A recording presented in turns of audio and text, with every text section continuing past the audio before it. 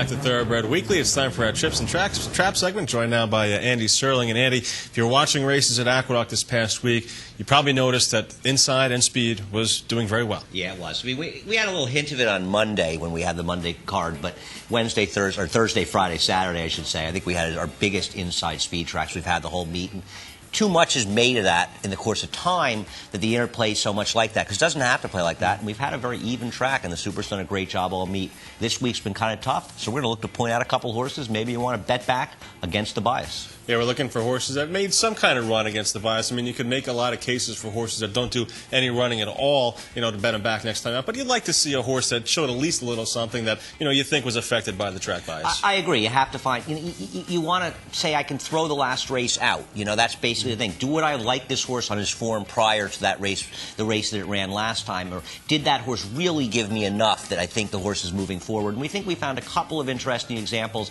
But the other thing, of course, you're going to want to do is you're going to downgrade horses that took advantage of the bias. But we'll talk about that later and more on Trips and Traps this week. All right, let's take a look at our first race here. This is the sixth race from Saturday. We're going to take a look at the 4 PEBO'S Jet, a 3-year-old filly first-time starter from the Bruce Brown barn. This was a maiden special weight for New York breds. Going to break from post number 2 here. Break slow as a first-time starter, and then, as we've shown many times before on this segment, going to make that premature move up around the turn, a wide move, and then just to kind of flatten out in the stretch. Yeah, I mean, we've tried this move with a horse that actually ran yesterday from the same connections, and it hasn't worked, actually. But PEBO'S guy, you know, I think that slow break, obviously, you know, she broke about a length and a half too slow, but has already settled in, I don't know, 10, 12 or more lengths behind the leader here, so she's dramatically compromised her chances. And horses aren't winning on this track and a lot of tracks from that far back. But as we're going to see very soon in those sort of pinkish silks, there she is appearing out in the middle of the racetrack, 3 to 4 wide here, and she makes a long sustained run and gets herself at least back in the race. Right. This is a kind of effort where,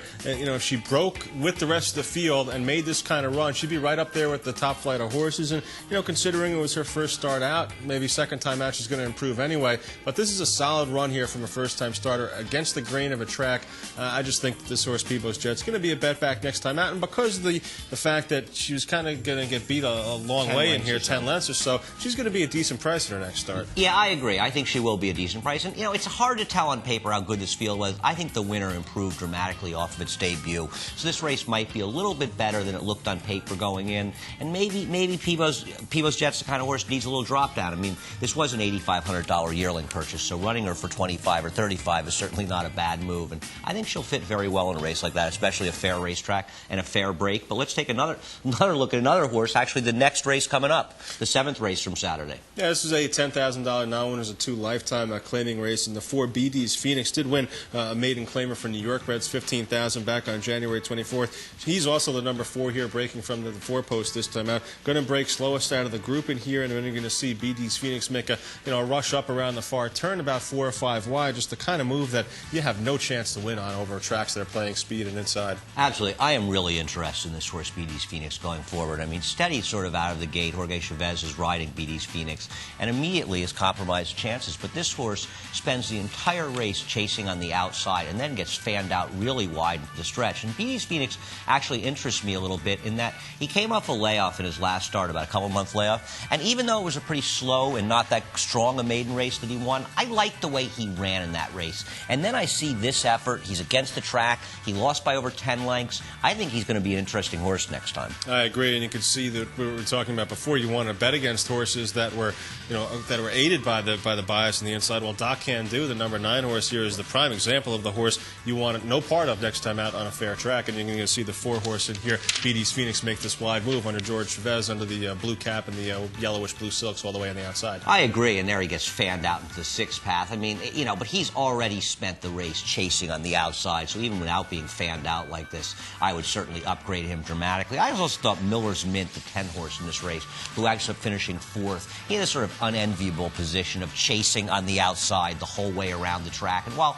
he was 2 to 3 wide and not as, on the rail like the winner, not that wide, I still think sometimes chasing outside on these inside speed tracks can be a very tough trip. Now, what do you do with horses that were kind of in the middle, that were, you know, stalking or chasing, had an inside trip, but, you know, just didn't quite get to the winner? What do you do with them next time out? For me, those are the kind of horses that are tough gauges next time they run on a fair track. It is, you know, and sometimes what you have to do with these races is just dismiss them on the bias in one like that, and maybe you just have to find its previous form. Does it make the horse fit? All right, remember you can find Trips and Traps on the NYRA YouTube site. Go to www.youtube.com/NYRA video, and our email is tripsandtraps@NYRAinc.com. We love to hear your emails. Yes, we do. We love to hear from you. We appreciate everybody watching. All right, that does it for this segment of Trips and Traps. Stay tuned. Races of the Week coming up next.